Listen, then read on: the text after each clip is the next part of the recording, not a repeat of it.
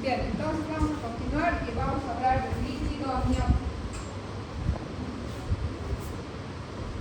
¿Conocen el líquido amniótico o no? Sí, ¿Han visto alguna vez? sí. El feto necesita para crecer y desarrollarse un medio líquido, ¿no? Para poder libremente expandirse, poder crecer. El líquido amniótico tiene su origen en varias estructuras que el mismo feto elabora, ¿no? Tiene mecanismos de producción, eliminación y regulación. Aunque no está totalmente estudiado de dónde viene exactamente el líquido amniótico, se han hecho varios estudios que definen que ya desde la semana 9 de varias estructuras, desde las membranas hasta el mismo producto, empieza a formar el líquido amniótico. Este líquido va a ir variando en cuanto a su volumen a lo largo del embarazo. Han visto ustedes algunas ecografías de los primeros trimestres, ¿verdad?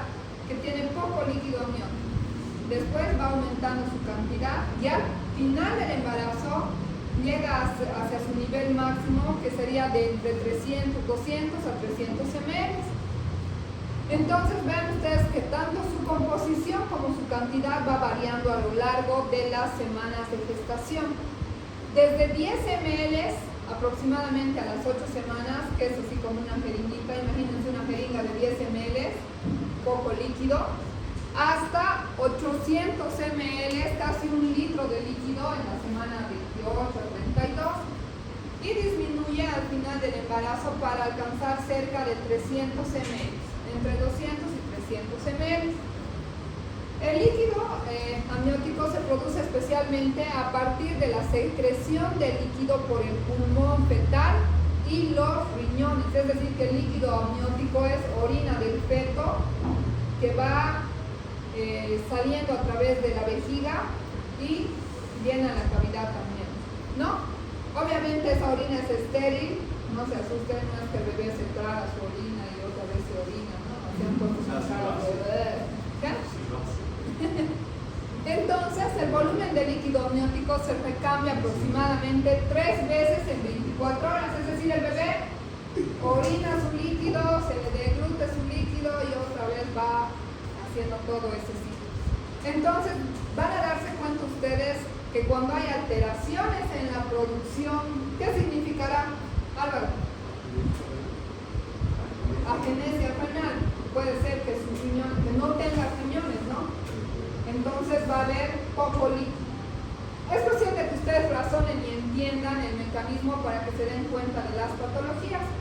Entonces, el tracto urinario va a cumplir una función muy importante para la formación y la cantidad de líquido amniótico. La orina fetal, entonces, se estima que alrededor de 7 ml a las 18 semanas, va orinando un poquito más a las 25 semanas y al final del embarazo tiene una vejiga ya funcionando todo bien hasta 600 ml, ¿no? Orina.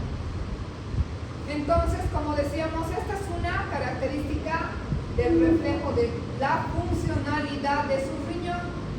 Si no estaría funcionando por algún trastorno, alguna patología renal, pues no hubiera líquido, ¿no? El pulmón fetal en el tracto respiratorio también va a originar una cantidad importante de líquido amniótico. Al final del embarazo, más o menos 200 ml al día van a originarse de los pulmones. Ingresa esto a la cavidad amniótica y el resto es deglutido por el feto a través del tubo digestivo, ¿no?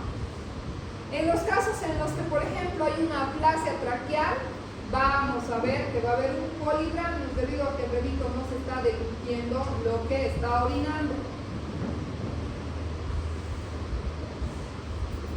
El tubo digestivo entonces nos ayuda especialmente para poder deglutir o disminuir la cantidad. Lo que significa que si hay mayor cantidad de líquido, en los casos de polidramios, puede haber una atresia esofágica, duodenal y ayunal, alguna malformación en el tracto digestivo que no están haciendo que el líquido amniótico se depure, ¿no? Y también va a haber una alteración en la reabsorción de sodio y agua en el intestino. Al igual que el pulmón y el riñón, la placenta y las membranas también van a producir cierta cantidad de líquido amniótico. Existe un flujo no difusional a través de los canales intercelulares y también existe un flujo por difusión. ¿No? Estos mecanismos están regulados por la presión osmótica, es decir, que a menor gradiente va a salir, ¿no? A través de la difusión simple.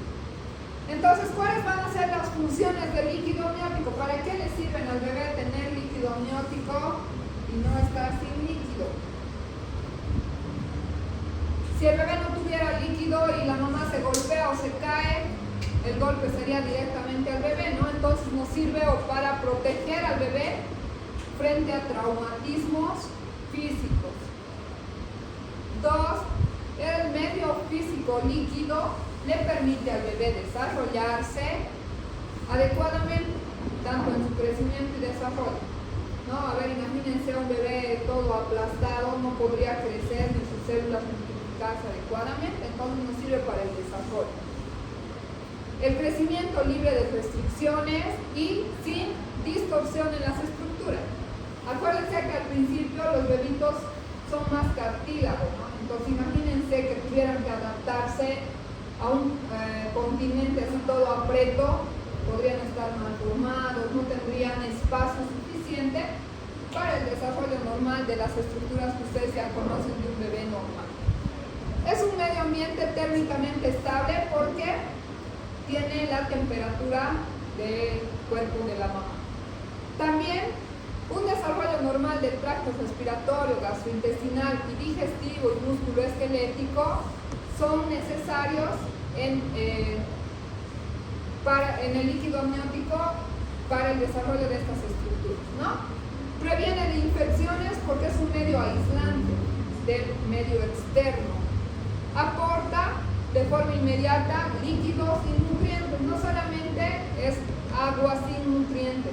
A través de la placenta puede haber un paso de nutrientes, es por eso que atraviesa también, ¿no? Algunos medicamentos o el alcohol. Entonces el medio líquido es un medio de transporte por difusión simple para el paso de estos nutrientes y es un medio útil para valorar la salud y la madurez fetal porque nos ayuda en la realización de estudios específicos con líquido amniótico. Podemos tomarle, ya hemos visto funciones, líquido amniótico para hacer cariotipo, podemos hacer cultivo de líquido amniótico, podemos hacer varios estudios que nos permitan valorar la salud de los bebés.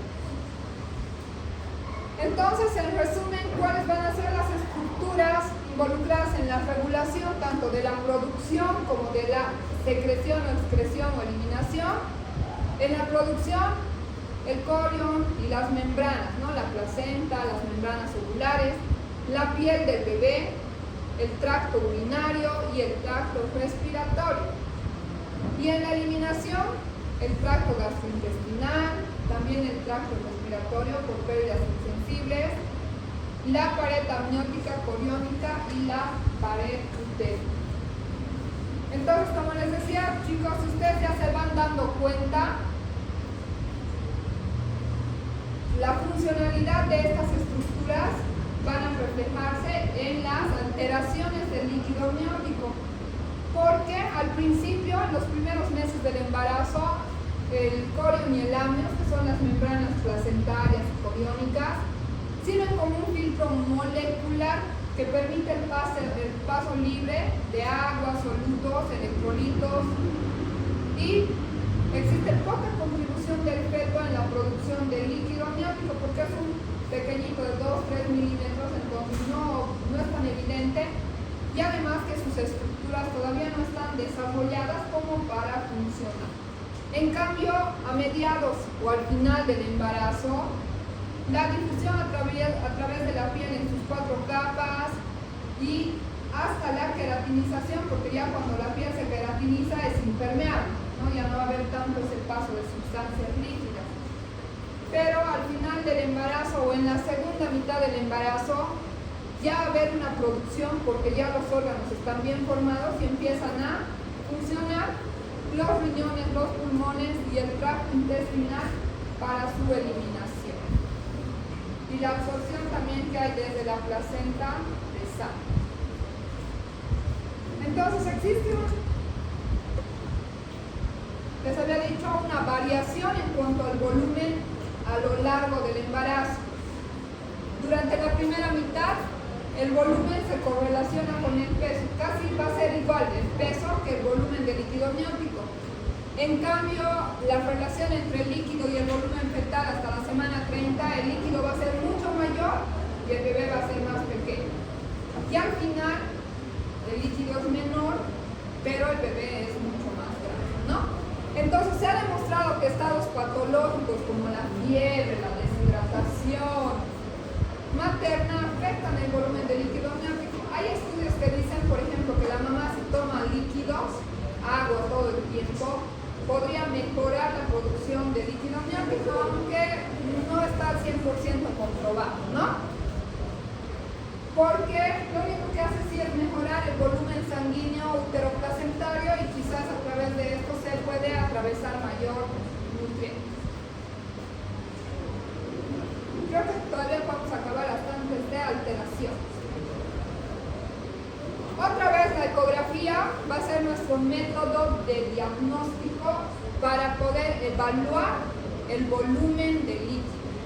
Antiguamente existían varias técnicas o los ecografistas se hacían un poco de conflicto y habían varias técnicas para poder evaluar el líquido amniótico. La regla del 1, ¿no? Hacían todo el barrido uterino por todo el útero, encontraban cuál de los 4 cuadrantes era el que más líquido tenía, medían eso y ese era el volumen de líquido amniótico.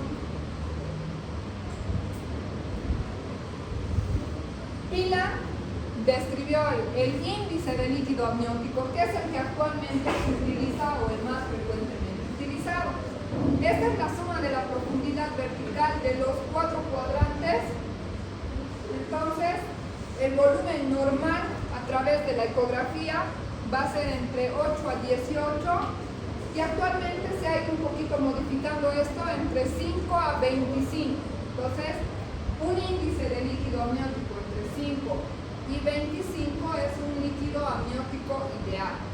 Pues vean que hay diferentes técnicas, pero la más utilizada es la del índice de líquido amniótico.